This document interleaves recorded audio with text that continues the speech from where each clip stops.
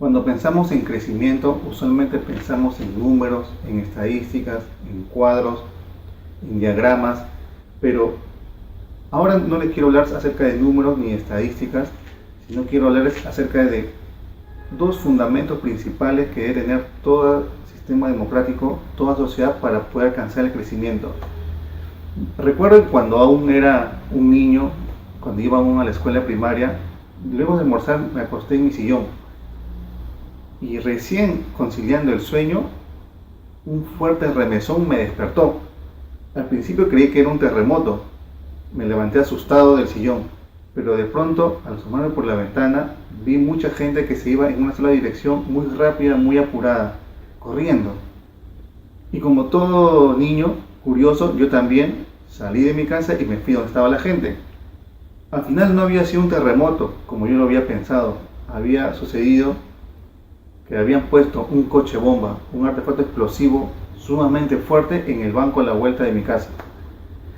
Este tema de las bombas era muy común en Lima y en el Perú durante los años 80, cuando el terrorismo atacaba el sistema democrático. Unos años muy duros para el Perú en todos los aspectos, ya sea sociales, económicos y políticos. Y en el aspecto económico, en los 80, el Perú con el terrorismo tenía un PBI per cápita cada vez más en picada. Como todos sabemos, los conflictos, sobre todo los violentos, hacen que los pobres se vuelvan cada vez más pobres. Hoy en día, ya en el siglo XXI, el Perú no sufre de terrorismo en la magnitud como lo pasaba en los años 80. Sin embargo, tenemos nuevos conflictos, no solamente el Perú, sino muchos países de Latinoamérica e inclusive del mundo. ¿Por qué hay estos conflictos? Hay diversas razones, pero hoy en día podemos mencionar algunos. Uno de ellos, por ejemplo, pensando en el Perú, son los conflictos sociales o socioambientales. ¿Estos por qué ocurren? Cuando el Perú cambia su economía y cambia su sistema económico de apertura hacia el mundo, llegan muchas empresas de diversos países transnacionales a invertir en el país. Estas empresas transnacionales y también algunos capitales peruanos comienzan a incursionar más allá de la capital, más allá de Lima. Y estas empresas que traen nuevos conocimientos, que traen nuevas mentes, al chocar con personas, con ciudades, con mundos que están viviendo en la sociedad agrícola, comienzan a tener un cortocircuito. Están que se encuentran como una especie de dos grandes mundos, dos grandes civilizaciones, la sociedad agrícola y la sociedad industrial y la sociedad del conocimiento. Esto hace que al ser personas con diferentes culturas, con diferentes bagajes, no puedan entender muy bien lo que dice uno del otro, ni lo que quiere uno del otro. Las cosmovisiones del desarrollo son distintas. ¿Esto qué hace? Cuando el diálogo se vuelve difícil, se puede volver conflictivo y los conflictos comienzan a aparecer. No es extraño que en el Perú y en muchos países de Latinoamérica los conflictos socioambientales se hayan vuelto pan de cada día, porque entre otras explicaciones está el hecho de que existen dos mundos diferentes que se están encontrando, como 500 años atrás se encontraban dos mundos diferentes, dos civilizaciones distintas, que eran los españoles, los europeos, con los indígenas latinoamericanos o americanos. Pero hay otro tipo de conflictos también que comienzan a atacar a nuestras sociedades y por ende a dificultar más nuestro crecimiento, que son los regionalismos y los nacionalismos. No solamente es propio de América Latina, y mucho menos de Perú, sino es de todo el mundo. Y ahora estamos viendo el caso de Cataluña, estamos viendo el caso de Quebec en Canadá, estamos viendo los casos en la Gran Bretaña con Escocia. En fin, lo que nosotros tenemos y vemos es que los regionalismos que se van fomentando, pero sobre todo los nacionalismos que se van fomentando en América Latina, con esta idea, por ejemplo, de las naciones anteriores a las repúblicas, los famosos nacionalismos indígenas, pueden ser buenos desde un punto de vista teórico e inclusive desde un punto de vista de una reivindicación de estos pueblos originarios, pero hay un peligro latente, que cuando uno comienza a fomentar estos nacionalismos de manera extrema, estos pueden acabar en una balcanización de nuestros países de América Latina y por ende pueden traer conflictos violentos. Estos dos ejemplos, como son los temas socioambientales y los conflictos que vienen con los nacionalismos exacerbados pueden traer muchas dificultades para el crecimiento económico. ¿Por qué? Porque los conflictos siempre comienzan a detener, a paralizar o a hacer que se retrasen más las decisiones de inversión en nuestros países. Ninguna empresa, ningún capital comienza a dejar sus semillas en aquellos lugares donde el conflicto puede convertirlos en proyectos que no van a tener ninguna rentabilidad.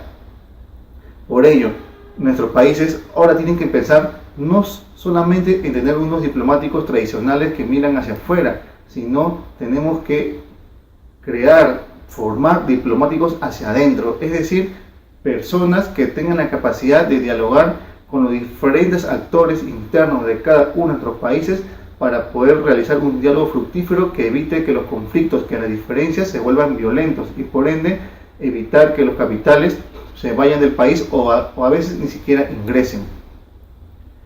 Además de estos conflictos latentes que tenemos y algunos existentes ya en nuestros países, hay otras razones por las cuales nuestras sociedades tienen muchos conflictos internos que pueden, por sus propias consecuencias, retrasar el crecimiento. Uno de ellos son las apariciones de los nuevos actores en política.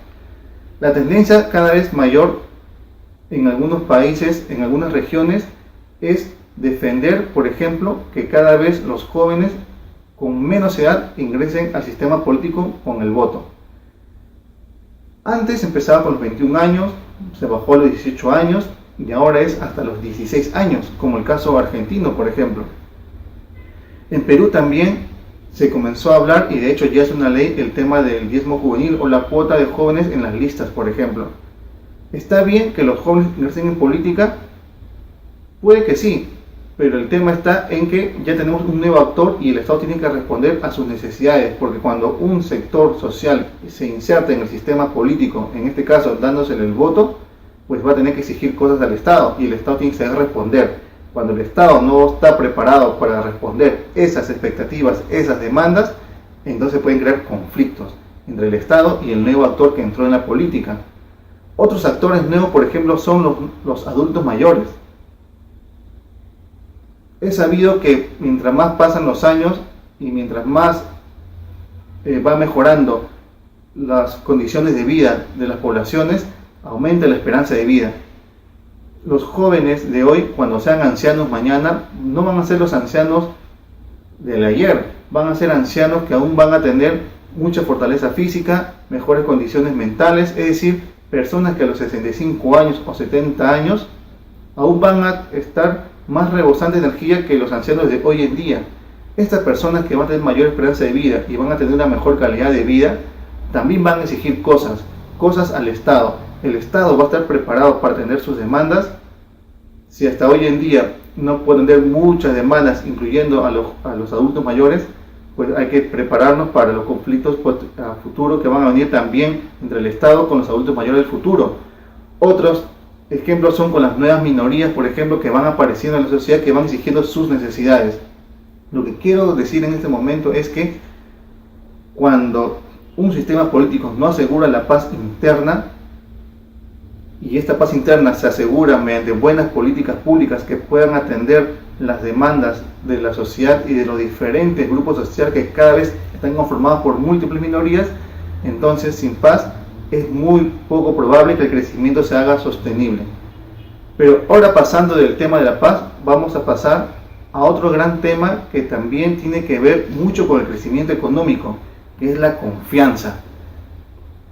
Una confianza de que ya nos hablaba Francis Fukuyama, por ejemplo, en cuanto a su importancia para el crecimiento económico y el desarrollo de los países. Años atrás, un candidato a gobernador de una provincia peruana al sur, cerca de la frontera con Chile, dijo en la inauguración de su local de campaña lo siguiente: cuando yo fui gobernador, yo robé en carretilla, pero los actuales están robando en camiones. Y lo que yo robé, lo compartí con ustedes, y por eso vamos a seguir trabajando para distribuir la riqueza con todos. Es decir, este político peruano que candidateaba para gobernador, cuando ya había sido gobernador anteriormente, se creía el Robin Hood de la política, y justificaba el robo de las arcas del Estado, en este caso de su gobernación, diciendo que él los robaba pero compartía y que además robaba menos que los otros. A ese punto se ha llegado el tema de la corrupción. Y creo que no solo esto es exclusivo del país mío, que es Perú, sino lo hemos visto en múltiples casos. La corrupción está en todos lados. Y ahora que estamos hablando mucho del fútbol, del Mundial de Rusia 2018, por ejemplo, recordemos el caso FIFA, este escándalo que surge en mayo del 2015, donde nos muestra que inclusive en este deporte que tanto nos apasiona a millones de personas en el mundo, también la corrupción estaba enquistada. Después pasamos al caso de Panama Papers, donde no solamente estaba el mundo del deporte metido en temas de corrupción, lavado de activos o evasión o elusión de impuestos, inclusive estaban chefs reconocidos, estaban artistas, estaban políticos de diversos niveles, es decir, todo el mundo estaba metido en un caso de corrupción o evasión de impuestos, es decir, todo el mundo engañaba al Estado. Y además de los Panama Papers viene otro gran escándalo que, si bien empezó en mayo del 2014 o en marzo del 2014, el escándalo se hizo muy grande a fines del año pasado, del 2016. Estoy hablando del caso Lava Jato, un caso que se inició en Brasil y que hoy en día, como un cáncer hecho metástasis, está en todos los países de Latinoamérica prácticamente y está derribando expresidentes, presidentes, ministros, es decir, políticos de alto nivel. Estos tres casos, tanto el escándalo FIFA, los Panama Papers o el caso Lava Jato, lo que está haciendo es mostrándonos a todos los latinoamericanos que nadie está libre de corrupción, nadie está exento de las cosas oscuras que pasan detrás de la política. ¿Esto qué nos lleva? Esto nos lleva a preocuparnos, porque cuando en una sociedad la confianza es algo que escasea, entonces el crecimiento se hace cada vez más difícil. Y solamente pensemos, por ejemplo, en las campañas electorales. Todos sabemos que las verdaderas primarias en nuestros países es el momento del fundraising, es decir, cuando los candidatos comienzan a pasar sombrero para recaudar fondos para su campaña. Y lamentablemente estos fondos muchas veces no tienen un origen muy claro o un origen muy santo. El caso Lava Jato nos ha mostrado, por ejemplo, que empresas grandes están financiando campañas políticas en diversos países de América Latina con la finalidad que después se cobren a través de diversas maneras, como por ejemplo la dación de obras. Así, lo que yo quiero decirles en este momento es que pensemos también en las cosas tan sencillas que, al margen de números, están afectando directamente a las potencialidades de crecimiento de nuestros países. Debemos evitar los conflictos internos de nuestros países, y para ello debemos enfocarnos en que el Estado debe responder bien a las demandas, y además tenemos que entender a la sociedad que está cada vez cambiando más y de una manera muy acelerada. Para ello hay que transformar las instituciones políticas, incluyendo los propios partidos políticos y todas las formas de representación. Y al mismo tiempo, además de evitar los conflictos o minimizarlos, hay que ver también el tema de recuperar la confianza de los ciudadanos latinoamericanos en sus propias instituciones y en sus propios políticos. Si una sociedad no cree en su propio sistema político, en este caso la democracia, entonces es más fácil que este sistema político se derrumbe y caiga en manos de populismos y en manos de gobernantes autoritarios. Y eso es algo que no queremos. Y nosotros sabemos que el crecimiento es mejor y es más factible cuando hay una democracia, y esa democracia con crecimiento es lo que va a llevar a la felicidad de todos nuestros ciudadanos. Muchas gracias.